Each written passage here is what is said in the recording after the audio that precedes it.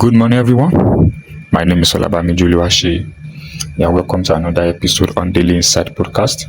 I believe you have been blessed by our previous podcast. If you have been blessed, kindly share with your friends, your family, your colleagues, and everybody around you that's passionate about knowledge, about growth, and making significant input in the society and in the world at large.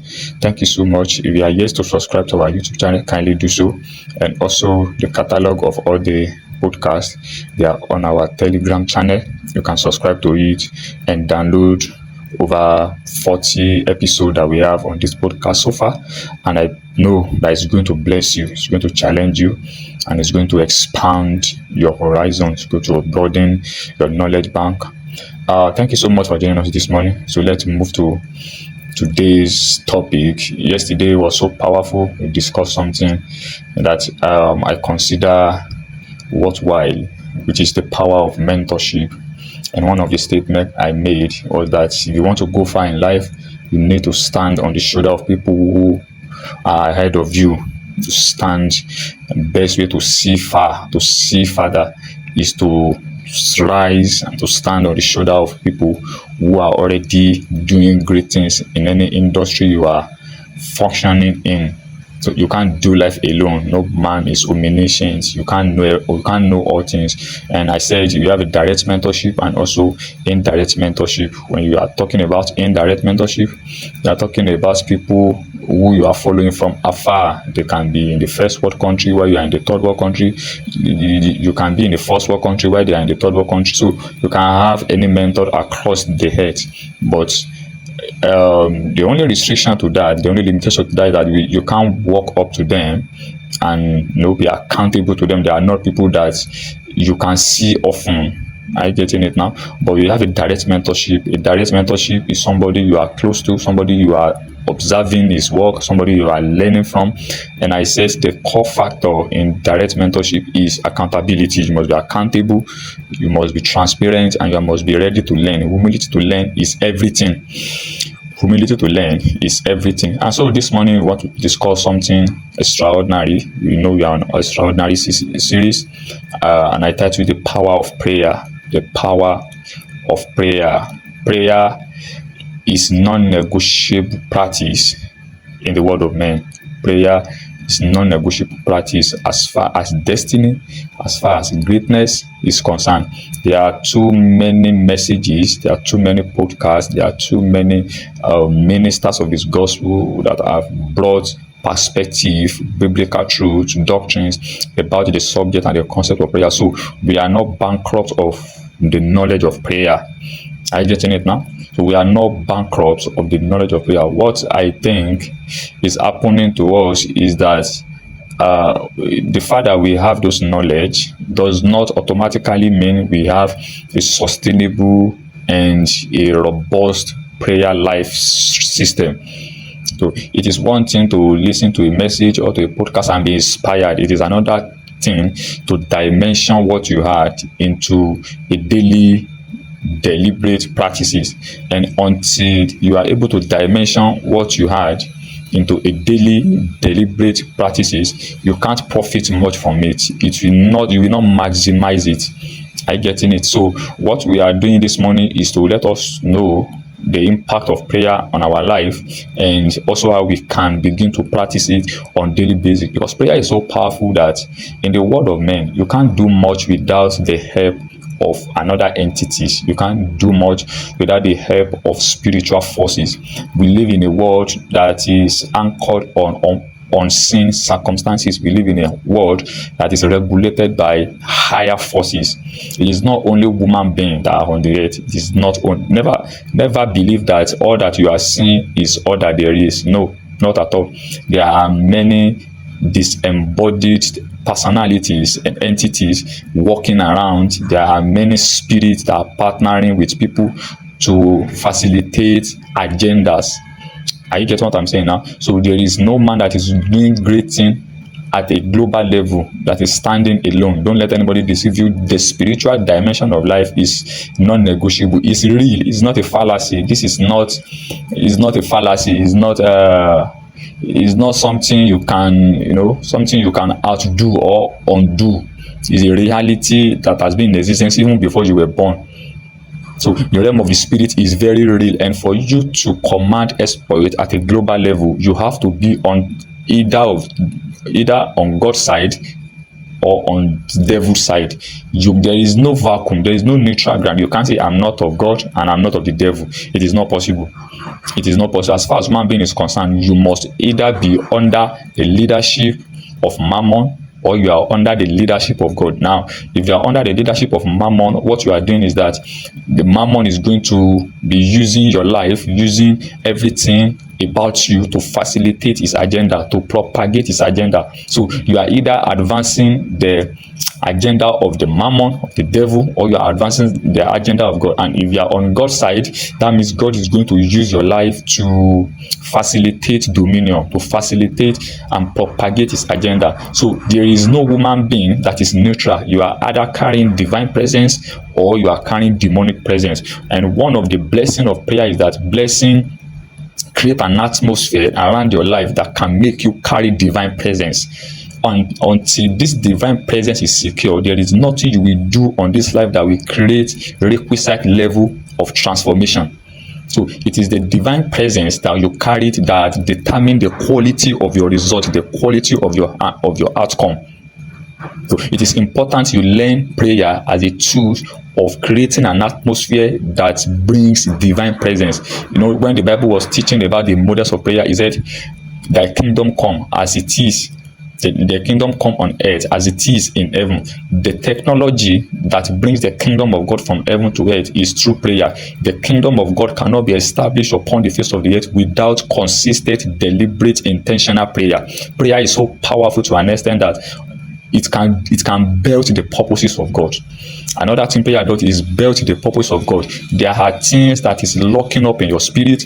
There are assignments that is resting on your shoulder. Those assignments will not come to fruition. Those burdens will not be unburdened. There are certain visions, there are certain things that God have locked up in your spirit that it is in the place of prayer that you begin to unbody them. You begin to unbox them, you unhurt them, and it is when you unhurt them that men can now see. When the Bible says let your light shine so that men can see, one of the things that men can see is the successful delivery of the burden of God in your spirit.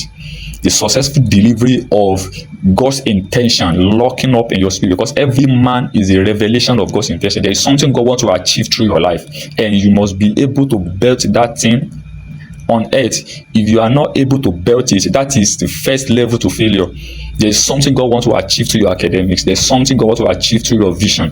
There's something God wants to achieve through your venturing into your career. There's something God wants to achieve in the sector you are functioning in. There's something God wants to achieve in your adventure. There is something God wants to achieve in every area of your life. And for God to achieve maximally from the sector you are functioning in, you must understand and prioritize the power of prayer. You must create an environment around your life that attract divine presence. It is the quality of divine presence, or let me call it the amount, the tangibility of the presence of God that is around your life that determines people's response to what you are doing. So third thing that prayer does is that prayer shapes you into a version that can begin to prosecute God's agenda.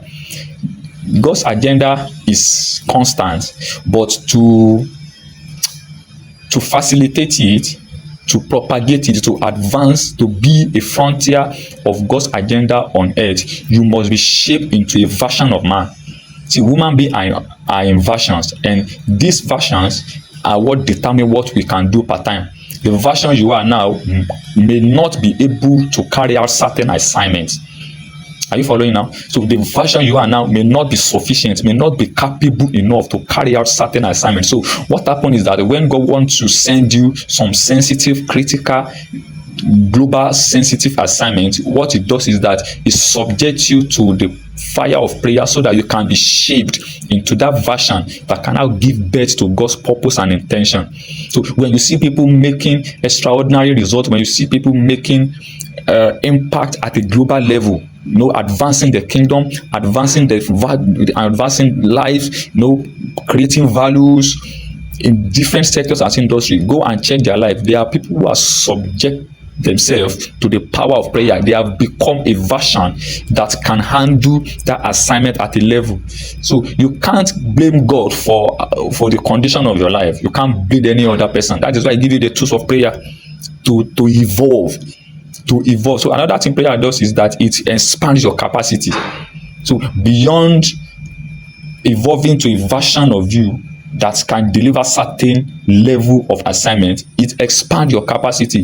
The woman potential, the woman spirit is elastic by nature. It is made of elastic material, meaning that it can be stretched, and as it is stretched, is the level at which it can be stretched is the level to which it can retain divine resources. There are so many things God wants to put inside you. There are so many things God wants to put inside you, but you cannot contain it. You cannot have it if you are not subject to prayer. It is prayer that it is prayer that expands those capacity. It is in the place of prayer that we build capacity. If you want to do any great things on the face of the earth, your capacity must be expanded. Unless you are just going to end up as a mediocre. There are so many things God want to do. When he met Peter, he said, Peter, follow me, I will make you the fishers of men. What he's trying to say indirectly is that I will build you, I will expand you to a level that beyond fishing, you are going to be the apostle to the nation. And that is exactly what happened to Peter. A normal fisherman by profession, he became one of the global apostles in the scriptures. He became the first of the apostles. That is what can come out of any man's life. You don't know what you are capable of. You have not made the version of you that can command global relevance yet.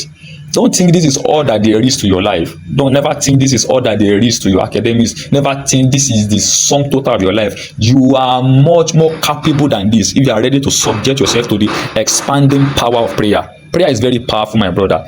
Prayer is very powerful, my sister. Put prayer on your lips on daily basis. Make prayer a culture. Restore the prayer of culture in your life. Restore the culture of prayer in your life. Restore the culture of prayer in your family. Restore the culture of prayer in your church. Restore the culture of prayer in your offices. You can pray everywhere. You can pray in the boardroom. And let me tell you something. Don't subject yourself to religion system of prayer. Religious system of prayer only make prayer more difficult. God is not far. Don't let anybody deceive you that until you have a posture, until you shout like this, until you do this, God can't hear you. See, God is omniscient, God is omnipotent, and God is omnipresent. His presence is everywhere. So stop this mentality of until I go to one place. You can pray anywhere. You can pray anytime. You can start your prayer in the morning, in the afternoon, in the night, in the evening. You can be walking and be praying. You can be working on the project and be praying. Prayer is one of the things that we can do at any time. You don't have to box yourself to no, there are regimented system of prayer where you have a special time of prayer. That is very good. But what I'm saying is ensure that prayer is going on in your life daily. Another thing prayer does is prayer refine your vision. I don't care your visions. I don't care your purpose. I don't care your aspiration. I don't care what you want to do until you begin to subject that things to prayer. It can't come to manifestation. That is something I can guarantee you. It is prayer that refines your vision. That thing you said you want to do, it will take energies of the spirit to do it. That thing you want to do, it will take divine touch to do it. There are too many things against you, especially anything that Satan have seen that it is going to create a tsunami, is going to create a radical change in the society, is going to shape culture, is going to demolish his agenda, is going to demolish everything he has built in the life of people so far. Is going to come after you for it. He's going to send us enough resistance your way. But through the power of prayer, you are going to conquer all those things. So the real attack is not even on your personality. The real attack is the manifestation of your vision. And a vision that is not subject to prayer is just a mere ambition. I get on what I'm saying this morning. It is time to pray.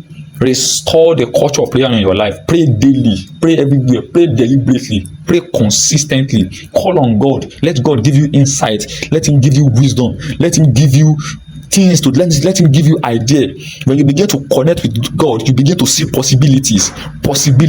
All that God is going to be telling you to do will look impossible, but it is as you subject those things to prayer that it become impossible. I got what I'm saying. There is no height you cannot attain in this life. There is nothing you cannot do.